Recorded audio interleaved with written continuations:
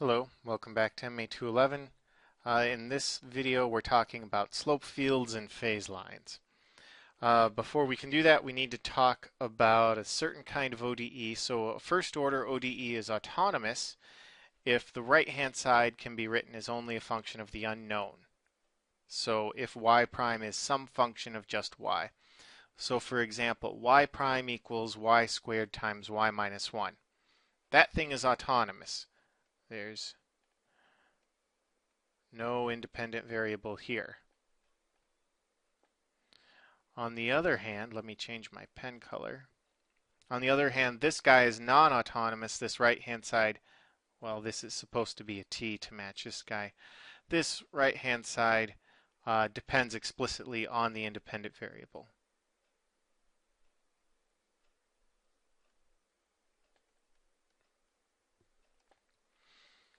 Okay, so that's the difference between an autonomous and non-autonomous ODE.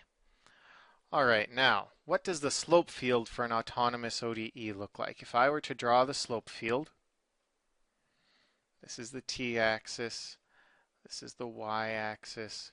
Say I want to evaluate the slope of a solution that passes through the point 1, 0. And suppose we're talking about this ODE up here.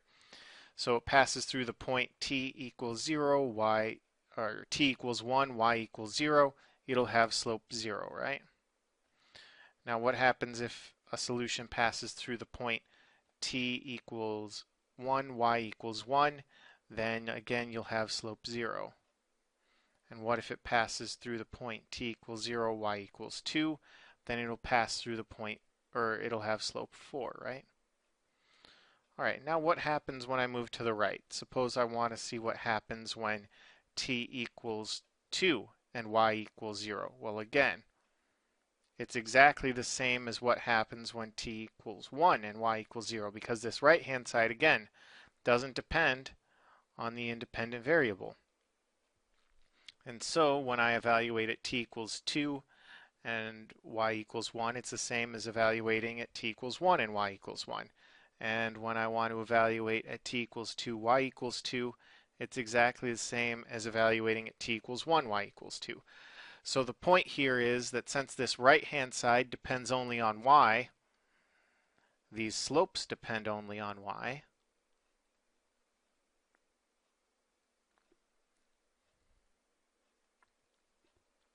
And so you won't see any change as we move, you won't see any change in the slopes as you move along the t-axis. So if I want to see what's going on here at time 3, again, you'll have slope 0 here, have slope 0 here, you'll have slope 4 here. All right? So if you have an autonomous ODE, then these slopes are constant as the time variable changes.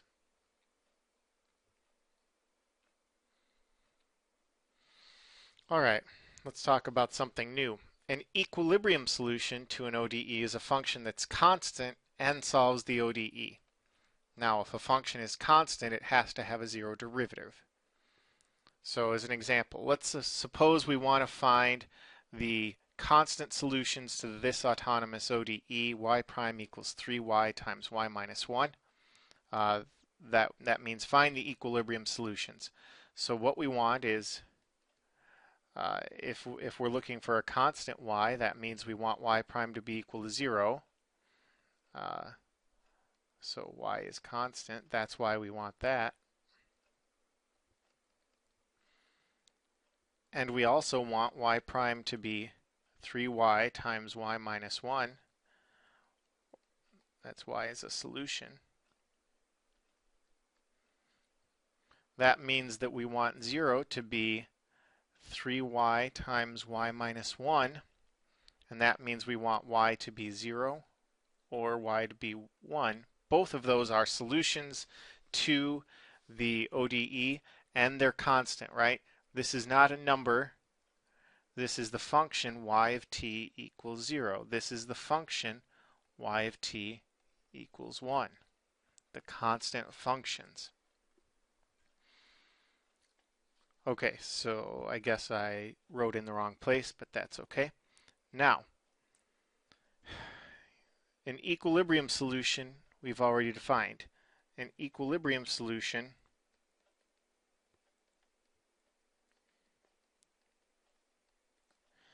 is, again, a constant solution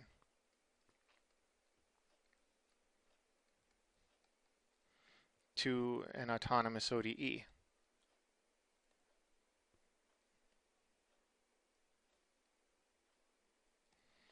Okay. A critical point is a number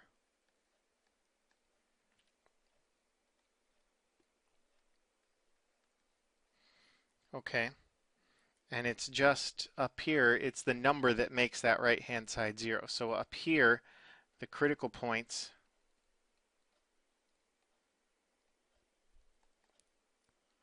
are 0 and 1, the numbers. The equilibrium solutions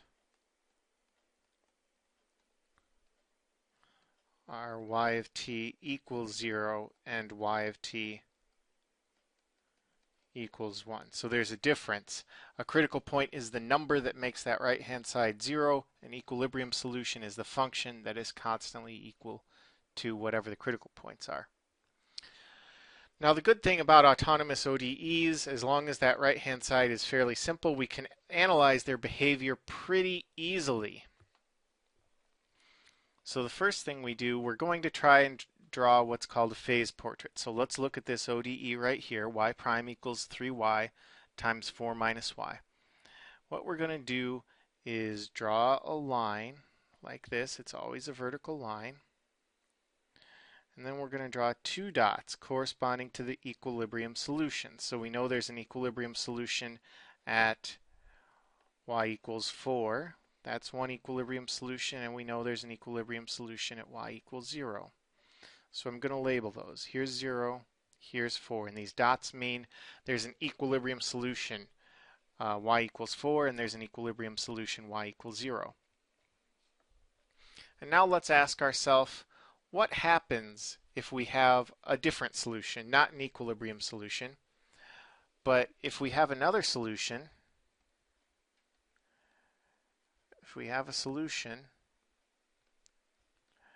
and at some time it takes on a value between 0 and 4, okay?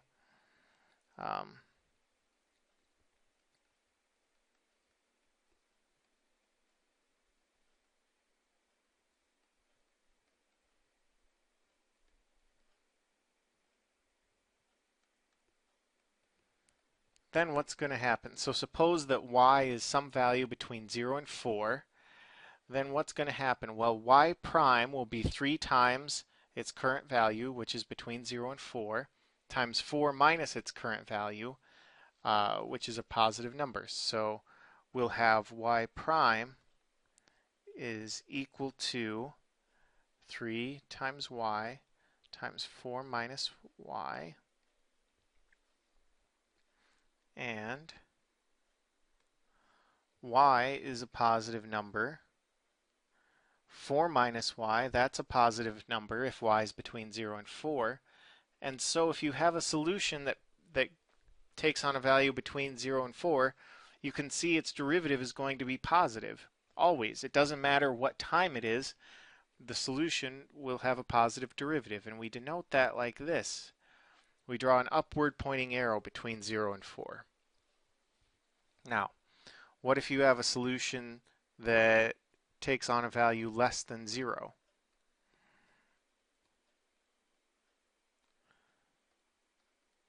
Then what? Then y prime, which is 3y times 4 minus y. Well, if it's less than 0, then the y term is negative. The 4 minus y term is positive, so you'll end up with a negative derivative. So if the solution ever takes on a negative value, it'll have a negative derivative. And of course, the natural question is, what happens if you have a solution that's bigger than 4? So if y is bigger than 4, then y prime, which is 3y times 4 minus y, well, y itself will be positive. If y is bigger than 4, then 4 minus y is negative, and so you're pointing in the downward direction. This kind of drawing is again called a phase line.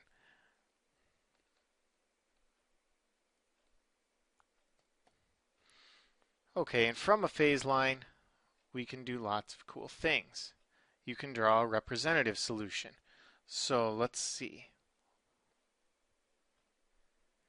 What does our phase line tell us? Suppose we were just given this phase line right here, and let's draw some representative solutions. So this phase line tells us that there are equilibrium solutions 0 and 4. So let's draw those with dashed lines. We'll mark it off. Here's 4. You have a solution that is constant, 4. You have a solution that's constantly 0. I'll try to make it visible. Okay. And now let's draw how the solutions can behave. We know that if any solution, suppose we have a solution that starts off between 0 and 4, that means it'll have a positive derivative always. Let's draw that in another color. So if there's a solution going through this point, it's heading upwards. Okay? Now, if it has a value close to 0, then its derivative is probably close to 0, because down here at 0 you have derivative 0. So your derivative will be positive, but close to 0, so you'll probably start off like this, and then you'll maybe get a little bit bigger, but always positive. And up around 4, your derivative is also close to 0, so you'll sort of level off. Always positive derivative, but getting close to 0.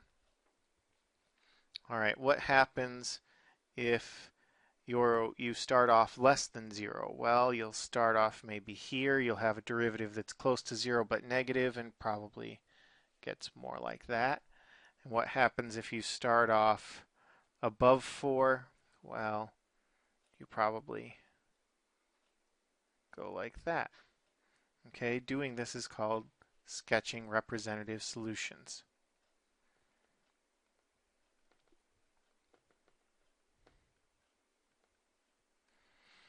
So any solution to the ODE that starts off bigger than 4 probably behaves about like that.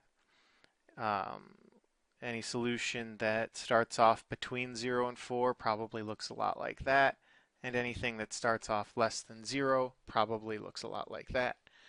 And then these guys are the two special equilibrium solutions right there.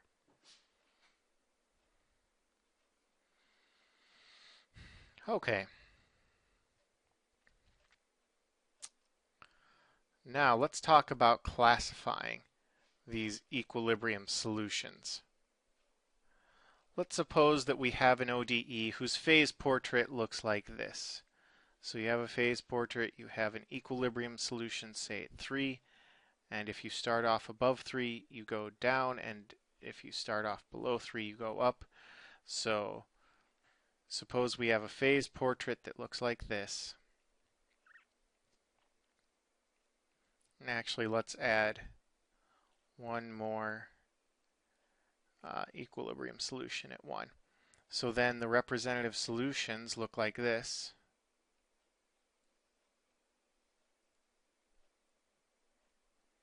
Here's 3, here's 1.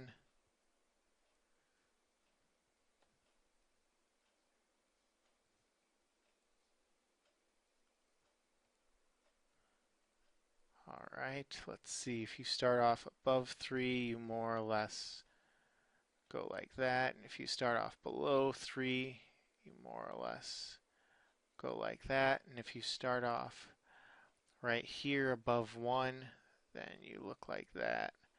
If you start off below 1, then you go like that. And I'd like to take a look at the difference. Both y equals 3 and y equals 1, those are both equilibrium solutions, but they're somehow different. Why? Well, because look at what happens. Suppose that you start with initial condition 1. Then what happens? Well, if you have the initial condition y of 0 equals 1, then your solution is the constant 1. Right? What happens if you start with the initial condition one point a little bitty bit. So you start right around here. Well, if you start just a little bit bigger than 1, then your solution doesn't look at all like the constant solution at all, right? It looks like this guy. And if you start just a little bit below 1, then your solution doesn't look constant at all. It looks like that guy. This is called an unstable equilibrium solution.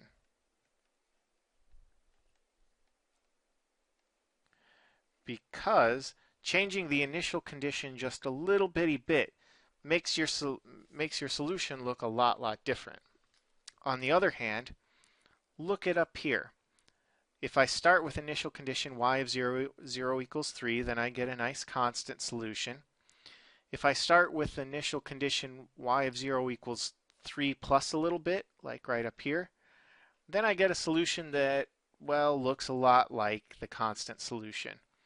And if I start just a little bit below 3, then yeah, my solution also looks a lot like a constant. You know, it pretty much just turns into the constant function 3 anyway. This is called a stable equilibrium point, or stable equilibrium solution, I should say. Okay, so we can classify these things in terms of just their phase portrait. So if your phase portrait around the equilibrium point looks like this, then starting above the equilibrium solution just runs you into the equilibrium solution, and starting below it also runs you into the equilibrium solution. This is a stable equilibrium solution. Your phase line could look like this. This one's unstable, right? This guy is sitting right there. This one is up there. If your phase line looks like this, then starting below the equilibrium solution pretty much runs you into the equilibrium solution. But if you start above the equilibrium solution, then you get a drastically different solution. This is called semi-stable. And the other way around is also semi-stable. So both of those are semi-stable equilibrium solutions. So let's draw these quick. Or let's practice. Let's find the equilibrium solutions. We'll draw the phase points, or draw the phase portrait. We'll label the critical points, and we'll sketch some representative solutions. So this guy is really y times y minus 3. So you have equilibrium solutions.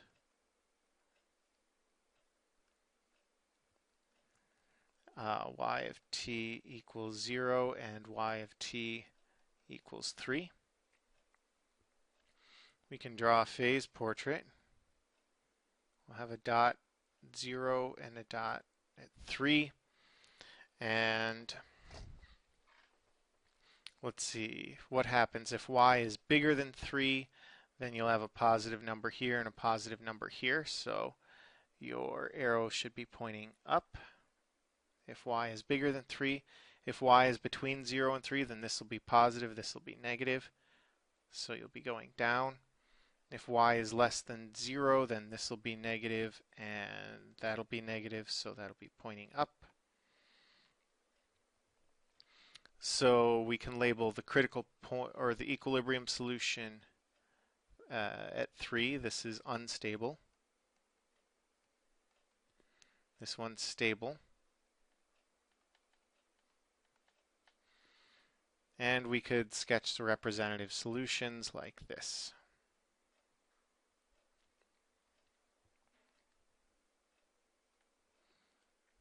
There's a constant solution at 0, constant solution at 3. Let's see. If you start off bigger than 3, then you go off like that. If you start off below 3, then you go like that. And if you start off below 0, then you go like that. This should really be always going down. Okay. Let's try another one. This one's already factored for us, so we have equilibrium solutions at 0 and 2.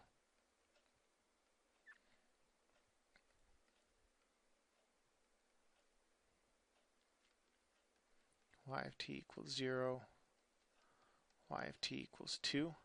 We can draw a phase portrait. So here's 0, here's 2.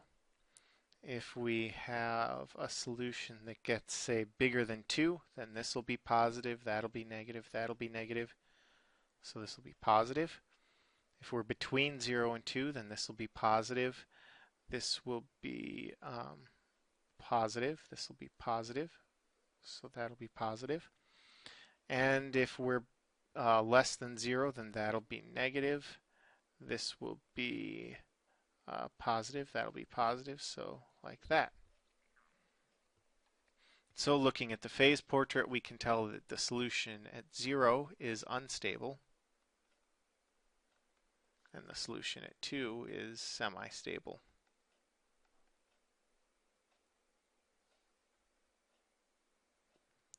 All right, let's try one more. It's already factored for us, so we can see that the equilibrium solutions are y of t equals 0, y of t equals 1, y of t equals 2, and y of t equals 5. We can draw our phase portrait, or a phase line. Sorry, I say phase portrait a lot. You have 0, 1, 2, 5. Now we need to draw the arrows in between them.